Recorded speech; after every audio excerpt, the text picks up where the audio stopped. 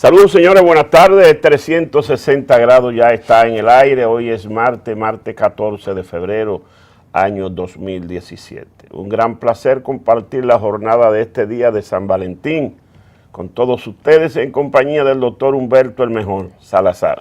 Don Freddy. ¿Todo bien, doctor? ¿Cómo se siente? Muy bien, muy bien. ¿Y usted? ¿Cómo le va? Bien, gracias a Dios. Mirando el acontecer del Día del Amor y la Amistad. Pero esto es una fiesta religiosa. Es una fiesta religiosa que la gente la ha hecho una fiesta pagana. Una fiesta religiosa porque Valentín es un santo de la Iglesia Católica. Sí.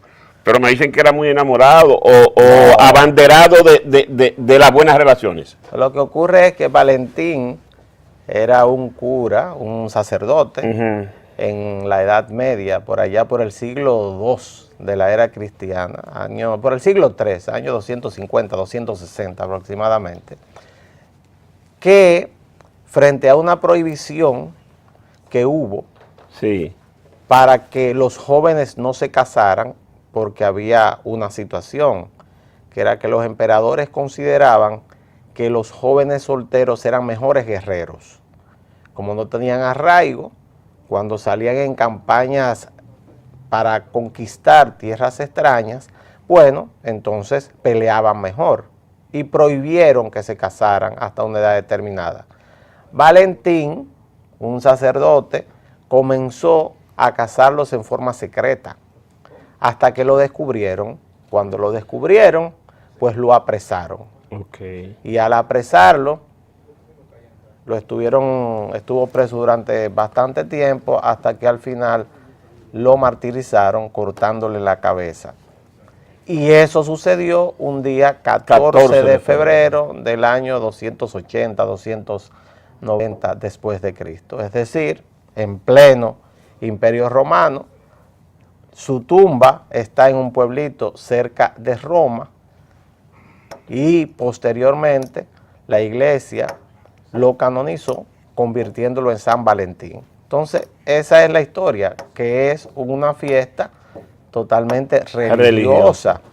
Pero en el siglo XVIII exactamente, en los Estados Unidos, comenzaron a enviar tarjetas con los temas de que, de acuerdo a toda esta historia de San Valentín, porque sí tiene que ver con el casamiento. Y entonces la flecha, Cupido, ¿qué pinta eso? El color rojo. Eso es parte de la simbología que se adquirió a partir de las tradiciones grecorromanas, pero no tiene nada que ver con el San Valentín, que es el santo que se honra en el día de hoy. Posterior a esto, entonces esto se convirtió y se fue una fiesta comercial. En una fiesta comercial donde las personas se hacen regalos unos a otros y entonces, fíjese que incluso... Porque mire, los regalos se valen no solo para los enamorados, los novios, los casados, los esposos, sino también para la amistad. Eso le iba a decir, que fíjese que incluso antes solamente tenía que ver con las personas que eran pareja, que eran enamorados, pero ya ahora se traslada también y le dicen el Día del Amor y la Amistad para hacerlo más amplio y que así se puedan vender más cosas. Entonces en el día de hoy mucha gente se viste de rojo, hay mucha gente que se mete en problemas también, don Freddy. ¿Cómo así? Hay gente que, usted sabe, las segundas y terceras bases, entonces comienzan a enemistarse los 14 de febrero, las personas que son muy amplias en sus cariños. Bueno, todo eso sucede en días como hoy. Así que para unos son días felices, para otros son días problemáticos, para otros son días que simplemente es un día más en el calendario. No, yo pienso que aquí en el país, la celebración del 14 de febrero, la fiesta de San Valentín, ha ido acentuándose comercialmente. He visto en los periódicos mucha publicidad de las ofertas para los regalos. He visto mucha publicidad de la floristería. He visto publicidad de los restaurantes que ofrecen menús especiales. Y he visto también mucha publicidad de los centros de diversión que tienen shows, que tienen conciertos, que tienen espectáculos. O sea que es una dinámica comercial interesante porque mueve eso, todos esos sectores que he mencionado. Y quedará algo todavía, don Freddy. Mire, en noviembre la Friday, en diciembre toda la fiesta, en enero no sé cuántos fines de semana largos, en febrero, ahora el 14 de febrero, en marzo comenzamos con Semana Santa. Todos los meses. Y el carnaval, doctor. Todos los meses es un tema. O sea, quedará algo todavía para gastar. Digamos la sociedad capitalista es eso, doctor. Es que los cheles salgan, que circulen. Sí, sí, que pasen de una mano a otra, que poquito queda en las manos de la gente, ¿verdad? No sé si queda algo, pero mire, ya algo no tan festivo.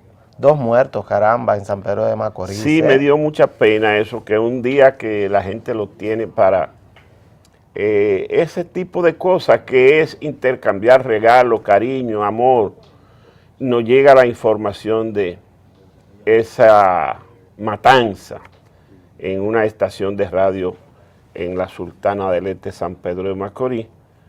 Al mediodía, bueno, pues dicen los informes que entraron unos encapuchados y la emprendieron al tiro contra el director de la emisora, una persona que estaba haciendo un programa en vivo, y la secretaria también de la estación. Yo pienso, doctor, que aquí hay que hacer algo. El pasado gobierno, el de Leonel Fernández, intentó establecer un inicio de control de armas y prohibió las importaciones. Y solo se importan las municiones para fines de seguridad, por ejemplo, para las escopetas del sector privado, para los revólveres de la compañía de vigilancia privada y para nuestras Fuerzas Armadas y la Policía Nacional. Pero eso no es suficiente, porque las municiones siguen llegando ahora clandestinamente y vienen por Haití. Pienso que hay que, así como Obama luchó para poner un control de armas y no pudo, aquí tenemos que poder. Hay un reguero de armas en la sociedad civil que está haciendo mucho daño, mucho daño. Y también llamar la atención de los propietarios y ejecutivos de los medios de comunicación para que pongan control de entrada de extraños en los locales de las estaciones. Esa gente entraron como Pedro por su casa, nadie lo detuvo ni le preguntó nada. Y ciertamente, en la mayoría de los periódicos y de las estaciones de radio y televisión, aquí usted llega y entra como Pedro por su casa. Por ejemplo, el caso mío, el caso suyo, que nosotros somos citadinos aquí y ya la seguridad de aquí no conoce, bueno, pues nadie nos pregunta porque nosotros somos de aquí, somos hijos de esta casa. Pero yo he visto gente que llega y entra aquí y nadie le pregunta nada. Igual que en otras estaciones donde yo laboro. Entonces hay que poner mayor cuidado en establecer controles de ingreso de extraños a la planta física. Las autoridades tienen que trabajar el tema del control de las armas. Es necesario eso para evitar esa situación que se dio hoy en San Pedro de Macorís. Lo cierto es que es un caso extraño, todavía están las investigaciones preliminares realizándose. Los muertos llevaban el nombre de Leo Martínez y Luis Manuel Medina. Uno es la persona que vemos aquí en la foto, que estaba transmitiendo un programa matutino en vivo que se transmite en esa emisora de 7 a 10 de la mañana, y la otra persona, también locutor, pero fungía de director de esta emisora de radio. Resultó herida y hay noticias contradictorias. La secretaria de la emisora, que lleva el nombre de Ayana Isabel García, y estaba siendo operada al mediodía de hoy en el Centro Médico Macorís. Estaban transmitiendo un programa que se llama Milenio Caliente, que parece que es muy escuchado en la ciudad de San Pedro de Macorís. Entraron estas personas, le dispararon a mansalva, mataron a 2 personas en el acto y hay otra persona que está gravemente herida y se dice, unos dicen que murió, otros dicen que está viva. Lo cierto es que esto lo que eleva es el nivel de inseguridad en el cual nosotros tenemos la percepción que vivimos, porque todo en la vida es una percepción, es como usted siente el ambiente, y lo cierto es que entrar a un centro comercial, porque es un centro comercial, don Freddy, sí, una plaza. es un centro comercial con múltiples hay un locales, supermercado grandísimo.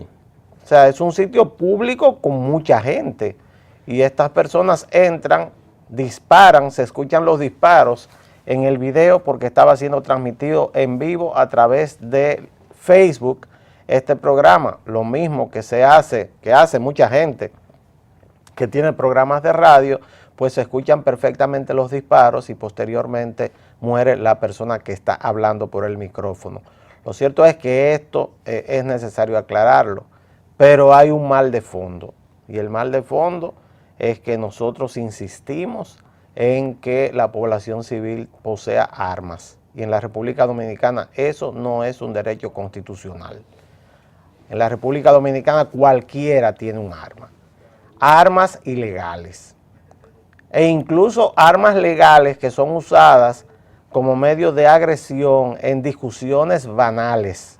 Por cualquier choque, por cualquier discusión, aquí una persona saca un arma y le dispara. Aquí nos hemos convertido en un país de gatillos alegres, cosa que no ocurría hace 30, 40 años, donde tener un arma era sinónimo de que usted iba preso y mal preso.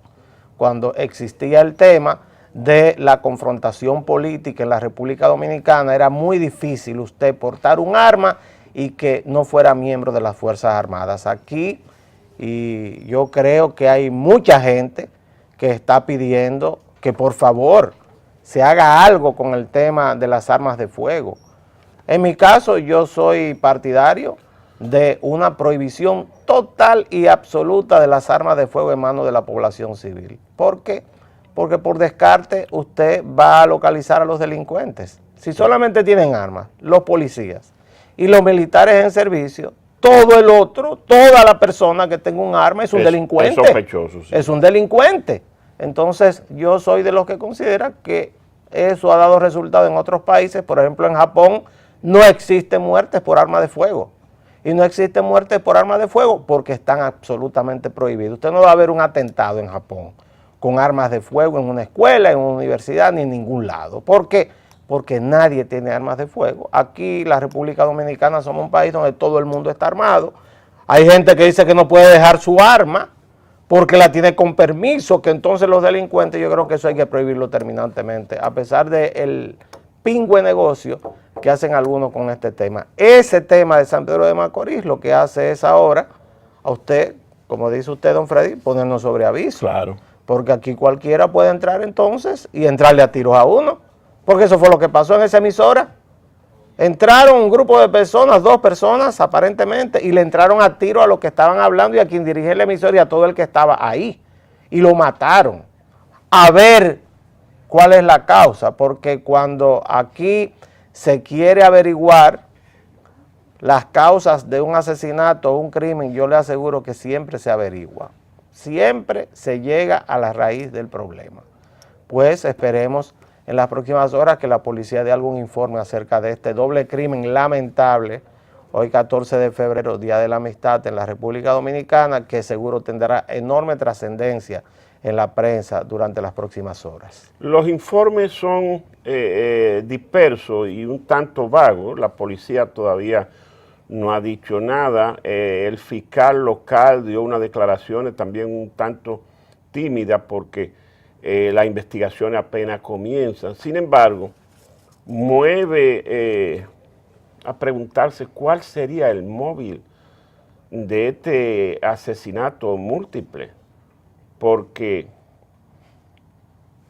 cuando se mencionó que un muerto, todo el mundo piensa en una emisora, todo el mundo piensa, el Día de los Enamorados, quizá un crimen pasional, pero no. cuando se trata de más de una persona y que los atacantes iban encapuchados, ya eso tiene otro matiz. Corte terrorista, yo no creo. Corte político, tampoco. Pero puede haber una radiación de negocio de por medio. Siempre hay esa sospecha. El dinero no es buen consejero en este tipo de casos. Llegó una versión que pudiera tener una cierta relación, y es que la persona que estaba haciendo el programa en vivo, conjuntamente con el director que también fue asesinado, habían hecho recientemente un trabajo de investigación en torno a unos terrenos donde había una laguna y una empresa secó la laguna y estaba diseñando la construcción de algo o de alguien a los fines de construir en esa parte, y que ese trabajo que ellos habían hecho habría molestado a esa empresa o a esa persona que pretendían hacerlo y que Medio Ambiente intervino y lo impidió. Ese podría ser un motivo, pero no podemos especular, tenemos que esperar que la policía haga su trabajo, el Ministerio Público, y que den con los culpables, y que estos vayan a la justicia y reciban un castigo ejemplar. La sociedad dominicana ya está sobrecogida de tanta violencia, y eso aumenta la percepción de la inseguridad en la población, lo que no es bueno para nuestra sociedad ni para las autoridades, que han tenido una manifiesta debilidad en el tema de la seguridad, que provoca inseguridad. Ahí se le pega a la policía, se le pega de carambola al gobierno y se le pega de carambola al presidente, que es el jefe del Estado. Pero no anda bien nuestro país en materia de seguridad. No, no hay dudas que la encuesta que fue publicada la semana pasada lo demuestra. Cuando usted le pregunta a los dominicanos y dominicanas cuál es el principal problema, cuál es su principal preocupación, el 74% dice que es un tema de seguridad, precisamente seguridad. Y estamos en el continente más inseguro del mundo. Usted sabe que Latinoamérica tiene los países más inseguros y violentos del mundo. Sí, señor. Venezuela, El Salvador, Honduras, son países con una enorme cantidad de muertes violentas. Y para el sur ni se diga, Brasil, Argentina, son países muy violentos. Y en la República Dominicana ojalá que no estemos camino a eso. Puerto Rico, por ejemplo, ahí no se puede vivir. Puerto Rico los niveles de violencia son extremos. Sí, terrible. Entonces, en la República Dominicana tenemos que abordar ese tema de forma responsable, de una vez y por todas, y tratar de romper con lo que es este círculo de violencia en que se ha convertido la sociedad dominicana, que no solamente es una violencia colectiva, es una violencia individual. Aquí las personas caminan en la calle como exasperados y con un nivel de agresividad terrible, hasta manejando un vehículo de motor.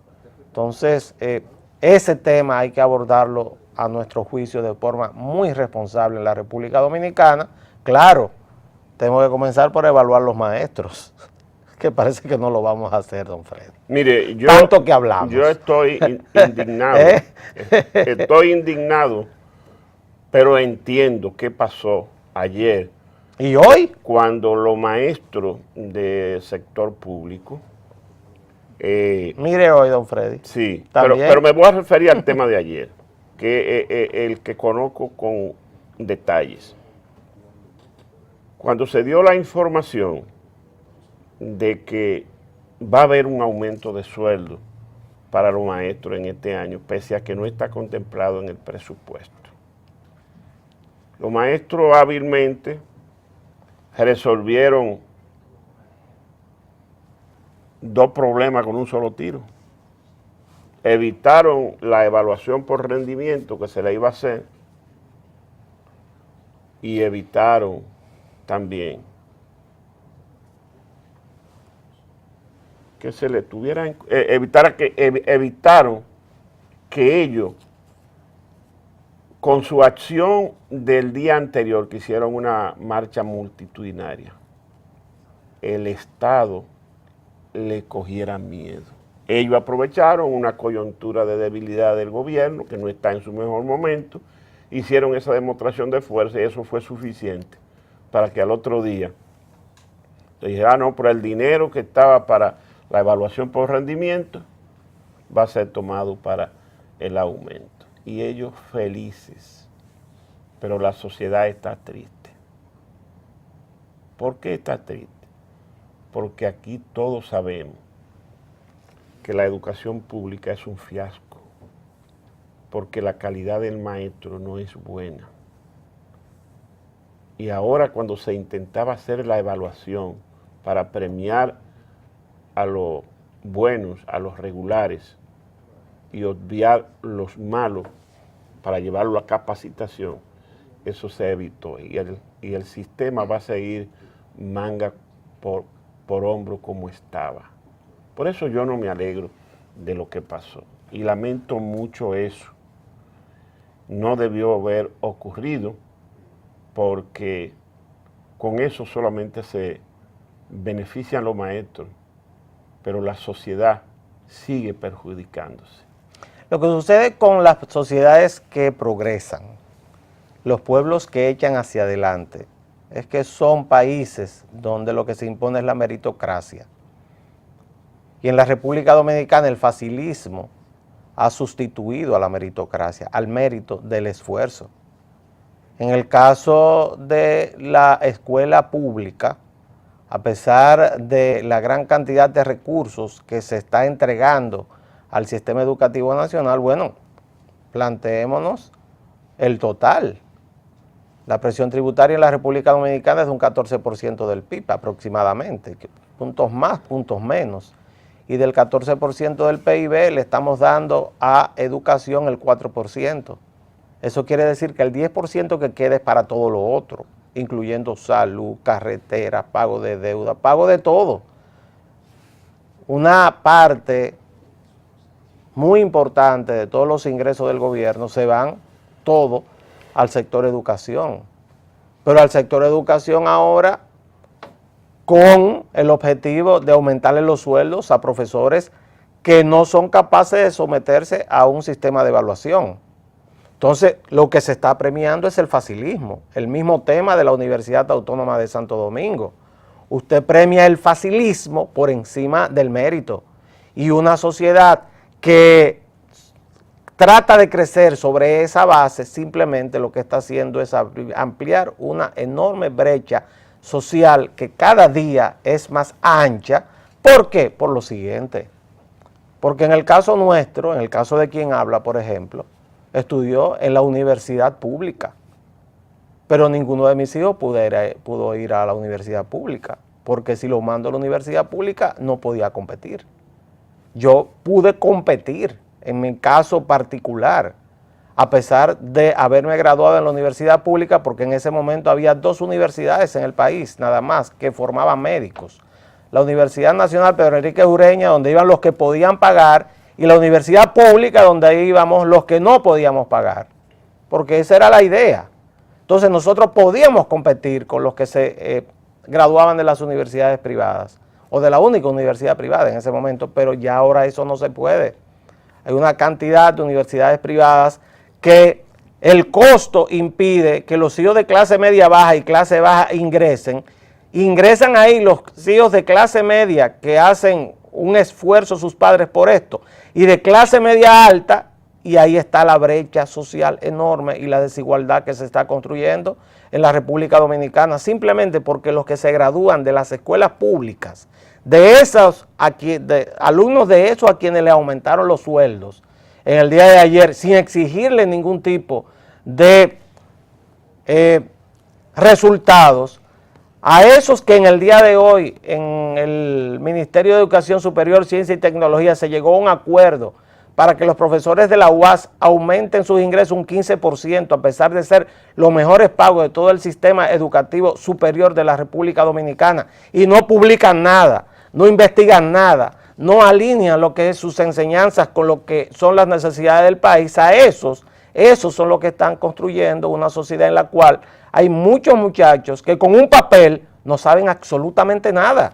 Y por lo tanto, su destino es, a pesar de tener el papel, cuando ingresen a competir en las empresas privadas en la República Dominicana y también en las empresas públicas, en las instituciones públicas, pues quedar postergados. Esa es la realidad.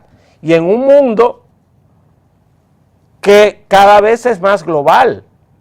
Estamos hablando, y usted escucha, don Freddy, mucha gente, y ustedes escuchan, que nos están mirando, de que hay personas que protestan porque vienen extranjeros a ocupar plazas que teóricamente les corresponde a los dominicanos. Pues acostumbrémonos, será mejor, porque el trabajo ya es global, el trabajo no es nacional, el trabajo está cada vez más globalizado y cada vez será mayor la cantidad de personas que vengan de fuera del país a ocupar los espacios que ocupan o ocupaban dominicanos y dominicanas que lamentablemente no están teniendo la oportunidad de obtener una educación de calidad. Eso es lo grave, porque el tema no es centrarnos en el hoy y el ahora, de que ahora hay elecciones en la ADP y por eso los candidatos se disputan la mayor cantidad de logros y griterío frente al gobierno. Ya yo vi a su amiga María Teresa Cabrera pidiendo más aumento, don Freddy.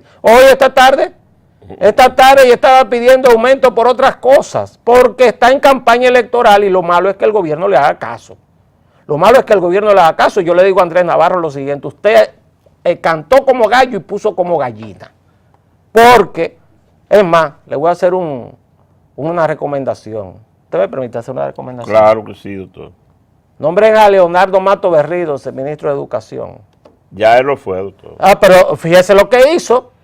Le hicieron una huelga y usted sabe lo que hizo. Agarró todos los cheques y lo puso en unas gavetas. Él cuenta la historia. Eso es parte de la historia política de este país. Lo puso en una gaveta y cada vez que iban los profesores le decían: no, están los cheques, ustedes no cobran porque no trabajaron. Ustedes no cobran porque no trabajaron. Y el presidente Balaguer le mandó a pagar y dijo: no, quíteme, cancéleme de ser secretario de Educación, pero ellos no cobran porque no trabajaron. ¿Usted sabe lo que ocurrió? Que tuvieron que integrarse a trabajar con el rabo metido entre las piernas a cumplir con su horario, porque es así. Pero es que aquí no se puede ceder a cualquier chantaje. Hacen una marchita en la Máximo Gómez y ya hay que ceder al chantaje. Yo creo que eso es una inconsecuencia de parte de los que dirigen esa cartera, que están destinados a exigir calidad.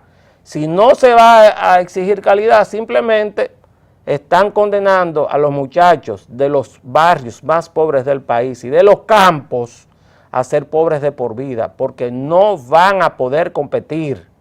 No compiten porque la calidad de la educación dominicana deja mucho que desear y debe comenzar por la evaluación de los que dan clases. Y si usted toma el dinero de la evaluación que dan clases para aumentarle el sueldo en forma indiscriminada a todo el mundo, bueno, ahí está. Simplemente usted no verá que va a haber una mejoría en la calidad de la educación porque usted no evalúa a nadie y al que no evalúa hace lo que le da la gana. Esa es la realidad. De todas maneras, complementando esa información que ha dado el doctor Salazar, hoy hubo la reunión de la ministra de Educación Superior con los profesores de la Universidad Autónoma de Santo Domingo y llegaron a un acuerdo preliminar de levantar la huelga que tenían, que no había podido comenzar el semestre, con una promesa de aumento salarial, que no se dio detalle, pero una promesa al fin. 15%. Y lo positivo es que esa gente se comprometió a integrarse a la docencia y a iniciar el semestre, que ya lleva 2 semanas de retraso. ¿Usted sabe quién estaba exigiendo porque no lo dejaron entrar ni lo invitaron? El presidente de la FED, que tiene 27 años estudiando medicina. Bueno, pero eso, y no se gradúa. Ese es un mal que... Ni le dan de baja. Ese es un mal que la universidad va a tener que corregir, porque de toda manera ese tipo de cosas no se puede tolerar.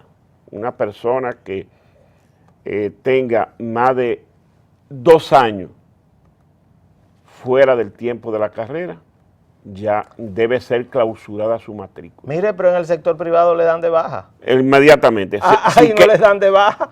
En INTES si quema una materia fuera. Ahora, a ese mejor que no lo gradúen, porque usted se imagina ese señor disque de médico atendiendo a una persona, ay no, que no lo gradúen, por favor. Sí, así es. A matar gente a la calle, no, ese no. Señores, tenemos que hacer la pausa, a ver los comerciales. De regreso vamos a darle un vistazo a lo que ha pasado en el mundo.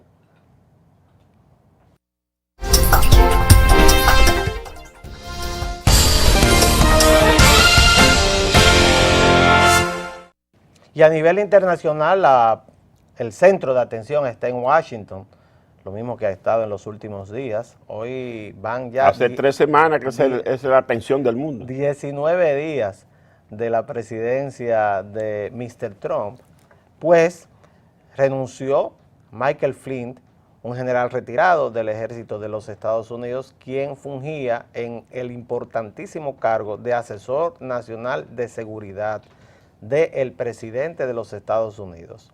Y tuvo que renunciar, según una conferencia de prensa que vimos hace unos minutos, que dio Sean Spicer, quien es el vocero de la Casa Blanca, porque mintió.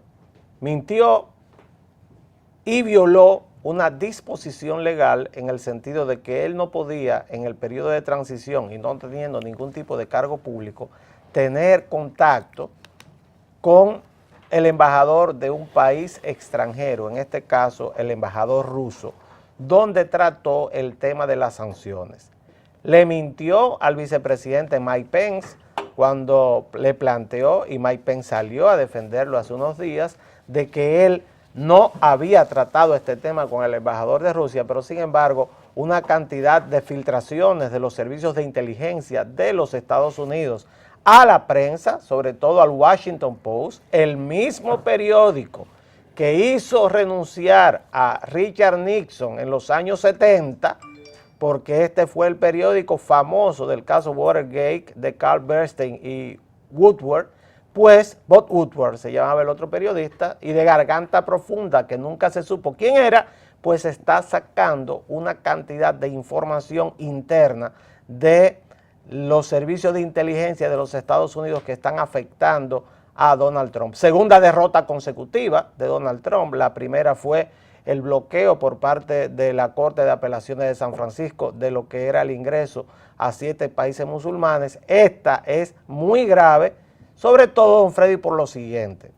El análisis nos lleva a pensar y a vincular este tema con una información que el pasado sábado emitió CNN, que es una cadena que es enemiga declarada de Donald Trump, donde habla de que sí existen folios o dossiers o archivos que vinculan a Donald Trump con aquella acusación que él negó terminantemente de que fue chantajeado por el gobierno ruso, que tiene información íntima de él y que él es pasible de ser chantajeado por Vladimir Putin y que él era el candidato de Vladimir Putin. Todo esto se vincula una cosa con otra y yo creo que la telenovela apenas está comenzando. Sí, justamente son 19 días que lleva el presidente Trump en la presidencia de Estados Unidos y no ha parado de producirse un escándalo tras otro. Y esa de la renuncia de Michael Flynn como asesor de seguridad nacional del presidente es algo de lo muy grave que ha ocurrido en esos 19 días. Ese es un cargo que tiene la absoluta discreción y cercanía con el presidente. No necesita ser avalado por el Congreso, el presidente lo puede designar como lo hizo con una orden administrativa o un decreto, y así sucedió. Pero Flynn tiene un antecedente de ser muy ligero en el hablar, en sus expresiones, y él, que es el encargado de coordinar los servicios de inteligencia y seguridad norteamericanos, lo agarraron asando batata, porque el FBI, la CIA y esas cosas que han recibido tantos ataques en los últimos días del propio presidente y su equipo, ya comenzaron a pasarle factura. Entonces, ese es un revés fuerte para el presidente Trump. Hoy ya salió a relucir quién podría ser eventualmente el sustituto de Mark Flynn.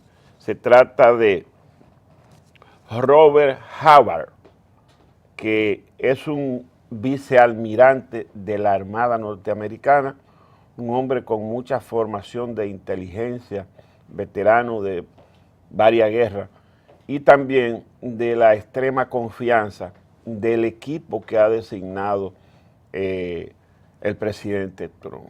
Eso no es confirmado, pero es el primer nombre que ha sonado y es una persona muy relacionada con el propio presidente y con los demás militares que han sido designados. O sea, es un militar considerado de la línea dura norteamericana y con un tanto más de discreción que la del renunciante Flynn.